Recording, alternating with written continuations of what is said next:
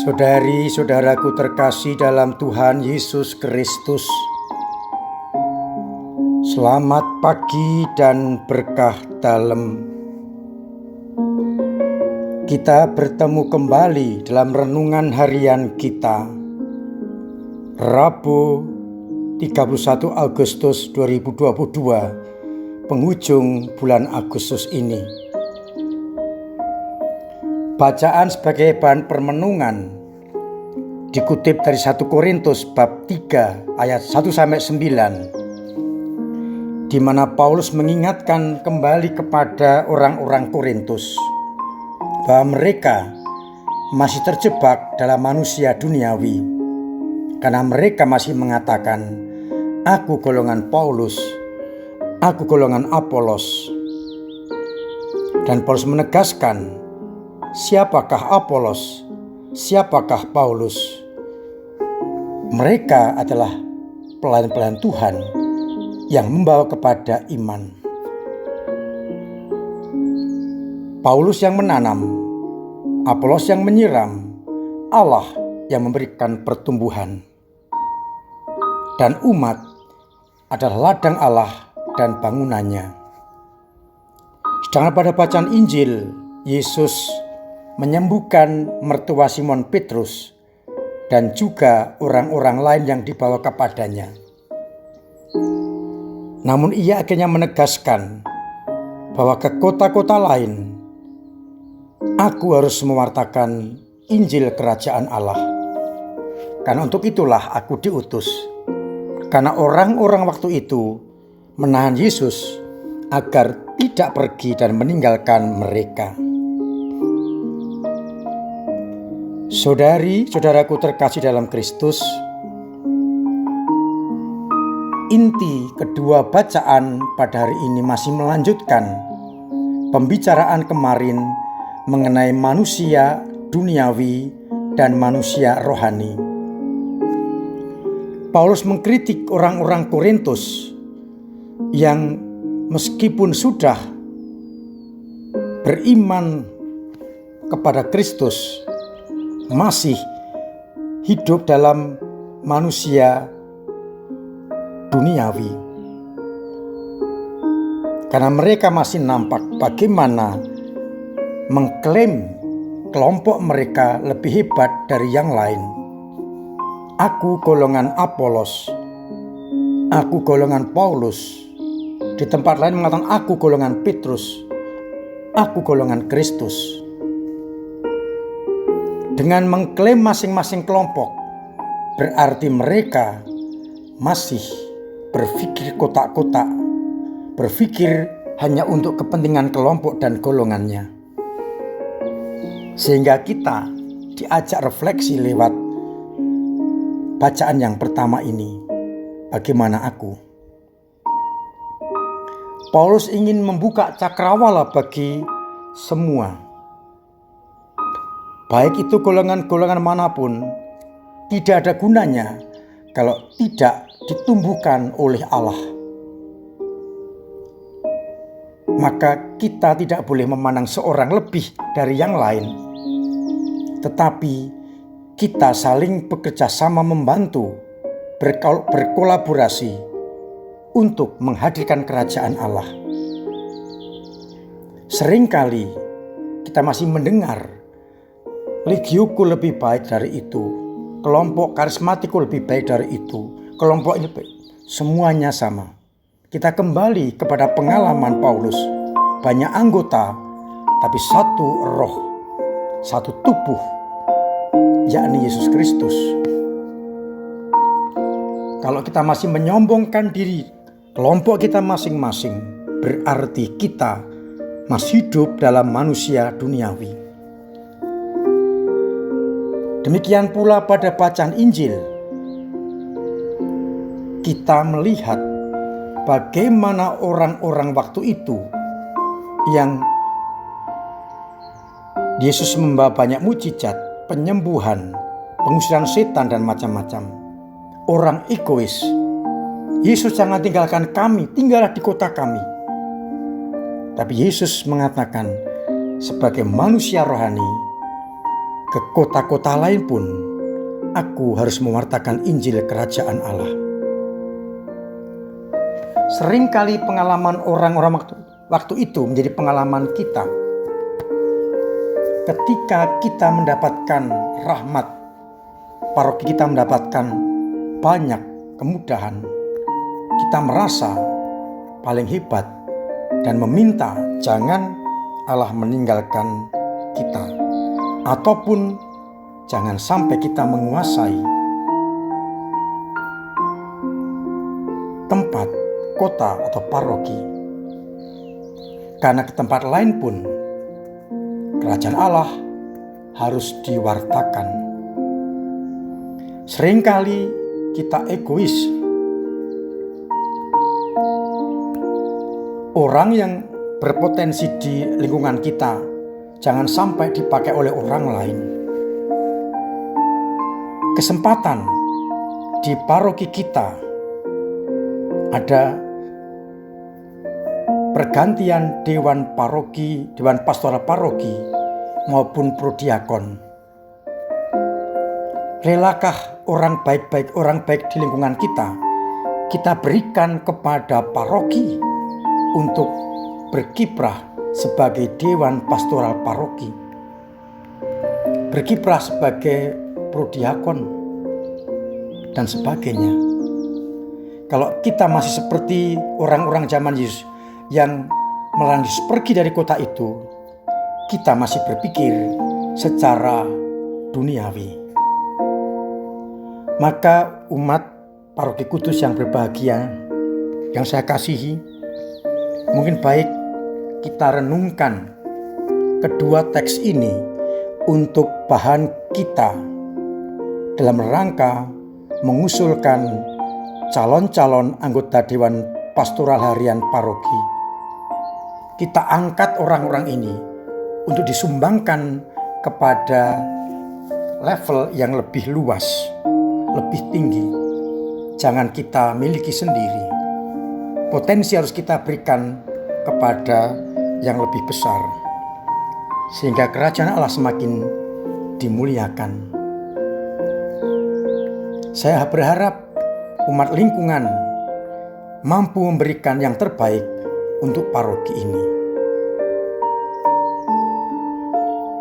Kita harus menjadi manusia rohani, bukan manusia duniawi yang hanya berpikir secara egoisme, kepentingan pribadi, kelompok dan golongan, tetapi harus berpikir sebagai manusia rohani yang memikirkan lebih luas karya-karya kerajaan Allah. Kita tinggalkan egoisme. Kita bangun semangat rendah hati untuk memberikan yang terbaik bagi gereja, bagi masyarakat, dan bagi siapapun juga, agar akhirnya banyak orang mengalami cinta kasih Allah. Saudari-saudari terkasih dalam Kristus, marilah kita merenungkan diri kita. Selama ini, apakah kita masih seperti orang-orang waktu itu?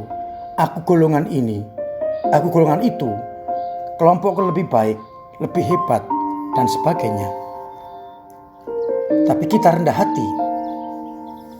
Kita hanyalah alat yang dipakai Tuhan untuk mewartakan kabar keselamatan.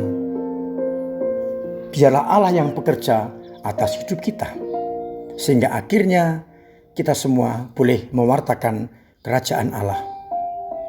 Dan apa yang kita miliki, apa yang kita punyai, talenta ini, kita perkembangkan, karena di tempat-tempat lain orang memerlukan pewartaan kerajaan Allah.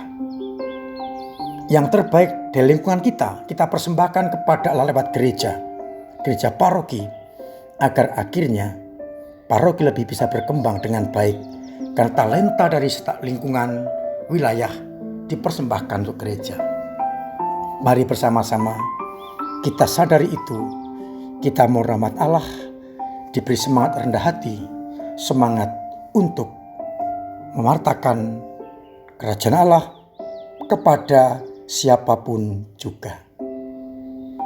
Tuhan memberkati kita sekalian. Amin.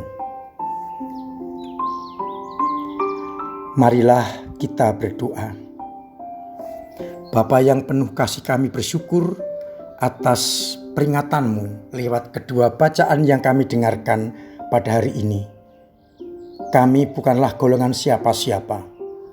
Kami hanyalah abdi yang siap melaksanakan kehendak Tuhannya. Maka singkirkan kesombongan kami, egoisme kami, kepicikan kami, supaya kami tidak eksklusif tapi terbuka kepada siapapun juga, agar kami mampu untuk menjadi perpanjangan tangan kasih-Mu. Bapa yang penuh kasih, jadikan kami alat-alat-Mu untuk mewartakan kabar sukacita dimanapun kami Kau utus, dalam keluarga, masyarakat, lingkungan, wilayah, paroki, tempat kerja, agar akhirnya semua orang mengenal cinta kasih-Mu. Buatlah agar akhirnya kami hanya mengandalkan Engkau di atas segala-galanya. Bapa, kuatkan umat yang lemah, yang sakit Kau sembuhkan, yang hari ini meninggal Engkau terima dalam surga abadi, yang kekurangan karena finansial, semoga mendapatkan jalan keluar lewat usaha dan juga sesamanya, sehingga umat sungguh merasakan cinta kasih-Mu. Buatlah kami menjadi ladang-ladang subur dari benih-benih sabda-Mu, agar tumbuh dengan buah yang bisa dinikmati oleh banyak orang.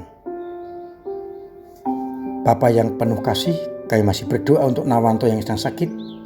Semoga tetap Kau beri semangat untuk bisa sembuh. Lewat dokter, perawat dan obat, Engkau angkat penyakitnya, sehingga ia terbebas dari penyakit itu. Jauhkan rasa sakit dari dirinya. Kuatkan keluarganya. Dan akhirnya tumbuhkan harapan untuk mendapatkan kesembuhan dari-Mu sendiri.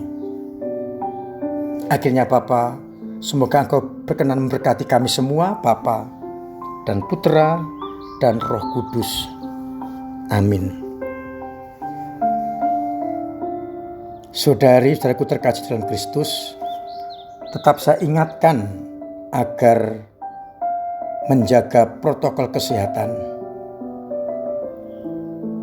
mematuhinya dengan benar, pakai masker, cuci tangan, hand sanitizer,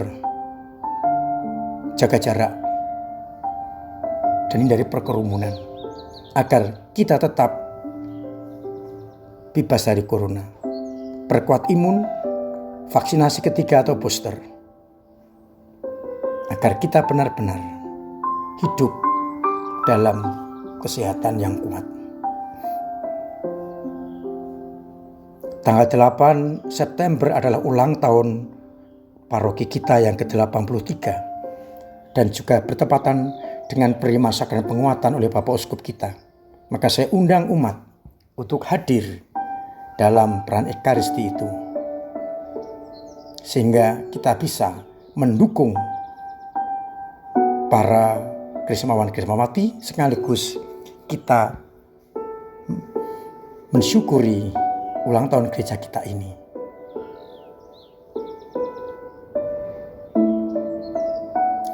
Untuk lingkungan dan wilayah, saya himbau karena kita akan mengadakan penjaringan calon dewan yang baru dan juga prodiakon. Seperti saya katakan dalam renungan, kita berikan kepada gereja yang terbaik. Maka saya tanda kutip mewajibkan semua lingkungan mengusulkan calon anggota dewan pastoral paroki dan juga calon prodiakon.